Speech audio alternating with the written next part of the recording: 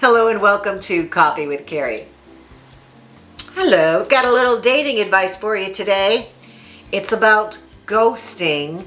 Ooh, I should have done this episode around Halloween, but oh well, we get around to it here in March, and that's good enough for somebody who's contending with being ghosted right now or is about to be ghosted. It's like so prevalent.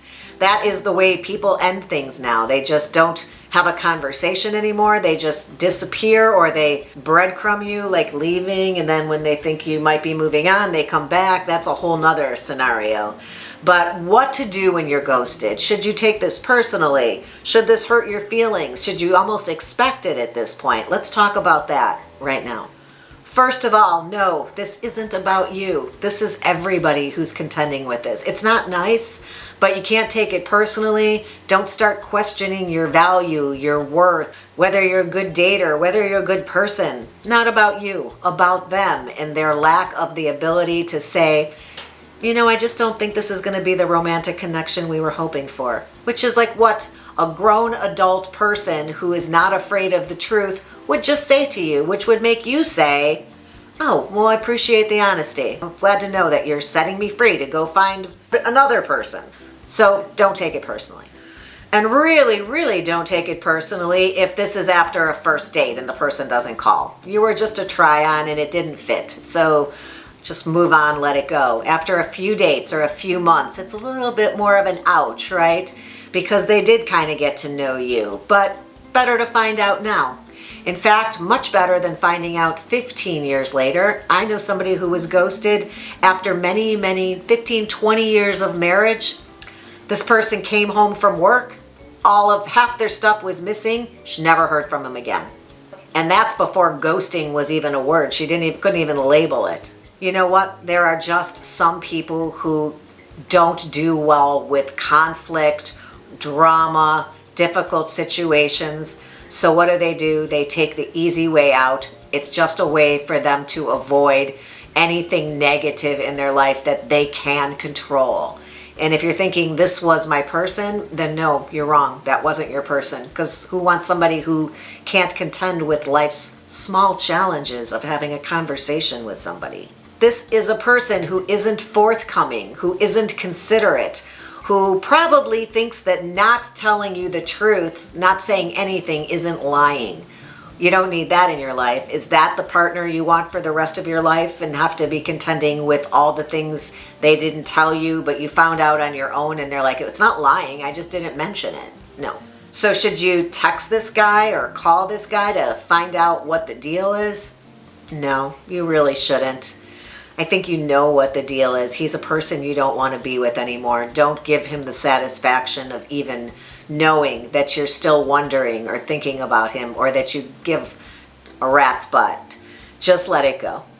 And I know now you're thinking, well, what if something happened to him? Maybe there's a really good excuse. Maybe he was in a car accident. I mean, I've seen that movie too.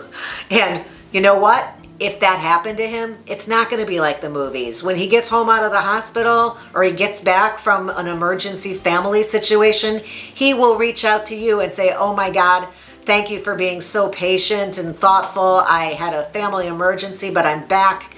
I'll tell you all about it. Can we get together this weekend? You don't need to call him to find out. If it was an emergency, what do? Call all the hospitals, track down his family. You'll hear from him.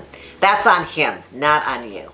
And you're hurt, you're disappointed, you had visions of what this could possibly be. But you know what? Reality says it wasn't meant to be. So get a grip on yourself and realize that you dodged a bullet. You dodged being with a person who isn't thoughtful and isn't caring and considerate of your feelings. You are the lucky one here.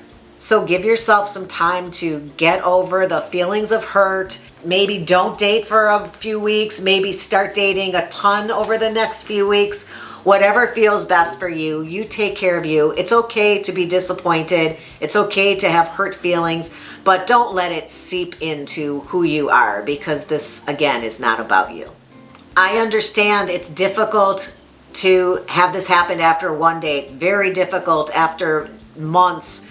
More difficult after years. But this person is rude. This person is immature, and you are better off without them. So keep telling yourself those things over and over. When it plays over in your head, why did this happen? Those are the things you tell yourself, that you are really, really lucky. You are fortunate that this person let you know that this is the person they were going to be.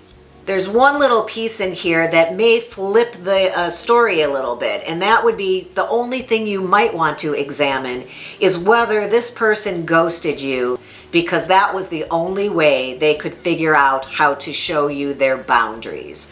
So a little self-examination isn't a bad thing. It's always a good thing, actually, to figure out if you were too much too soon, coming on a little too heavy, taking too much control, and leading a relationship down a path with somebody who you were dragging, kicking and screaming, planning a future for somebody who wasn't showing you that and sharing with you that they were on the same page. So do a little check-in with you to make sure that you were respecting their boundaries, and if that's the only way they could get you to hear them, that's the only time that this would be partially a you're to blame situation. And then I wanted to mention that closure is BS. Nobody needs closure in this situation. So you could say, I just want to talk to him one more time. It would make me feel better to know why he didn't call or why he didn't want to be with you. You know what? He didn't. That's all you need to know, because you are amazing. You are awesome. And stop wasting time on this person and get busy meeting the person who will understand and know how awesome you are. If you believe in soulmates, I don't. I have a video about it. I'll put it up here. But if you do, because so many people do, stop wasting time on somebody who is keeping you from finding your soulmate, and get out there, back up on the dating horse and go out there. And I want to finish with the quote that you've heard me say before if you've been around here for any amount of time. And that is, people will show you who they are, you just need to believe them. Believe him, he's not the person for you, and move the heck on. I hope you found this helpful, interesting, and that you will hit the thumbs up button to let me know. Why won't you subscribe and come back again? You hit that ring bell and then you're notified every time I upload a new episode. I do have like a stray hair here. Yeah. I'll look forward to seeing you next time. Until then, thanks for being here now. Have a good one.